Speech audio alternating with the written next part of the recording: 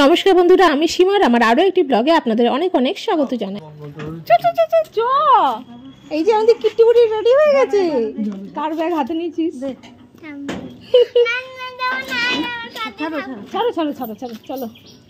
ব্লগের শুরুটা দেখে আশা করি বুঝতেই পারছো যে আজকে আমরা পরিবারের সকলে মিলে কোথাও একটা যাচ্ছি।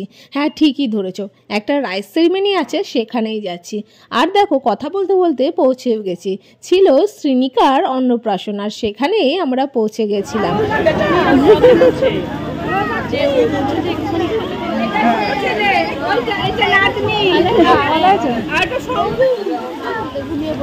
কই মেয়ে কই? ওইখানে বসে বলে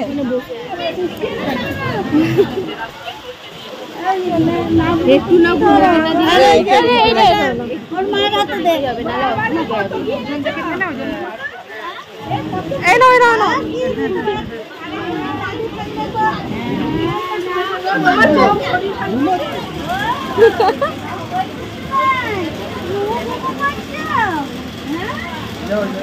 এগুলো বেবিটাকে দেখবি যে কি সুন্দর, কি কিউট। হ্যাঁ, মুখটা খুব মিষ্টি হয়েছে। মশা না মাছি ঘুরছে বেশ। দাঁড়াও, এটা কাঠি দি না। এই না শোনাই,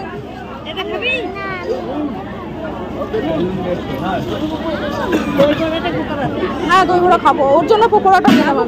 ওই যে রাঙা আমার সাথে কথা বলছে, হাতে করে নেছো না, কাঠি যাচ্ছে না। খেতে চাই? কেমন? ভালো? কি চিকেন পকোড়া না ভেজ পকোড়া? চিকেন পকোড়া।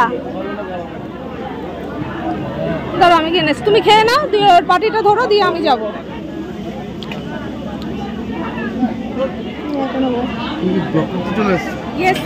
আবার কি আমাকে একটা দেবে? হ্যাঁ দাদা, টিস্যু আছে?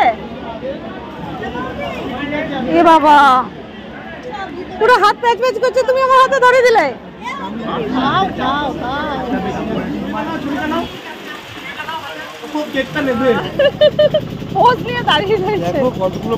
দেখাস তো যায় না, এই খড়ের এরকম মরাই ঠরাই এখানে আছে, খুব সুন্দর একটা ফটো তুলবো এখানে।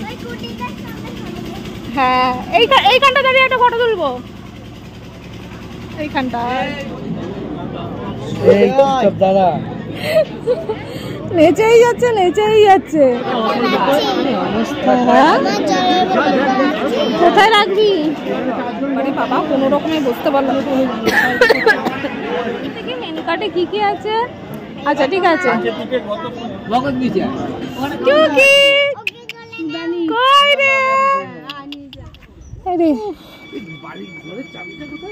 ঘরের চাবি মায়ের কাছে, আবার কি হবে?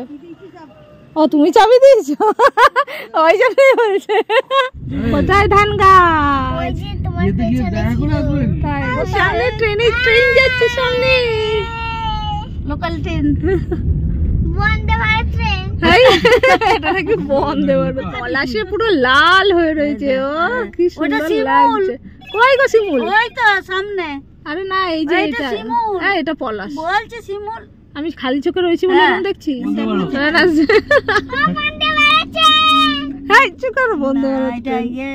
রাজধানী এরকম লাল কালার হলে রাজধানী।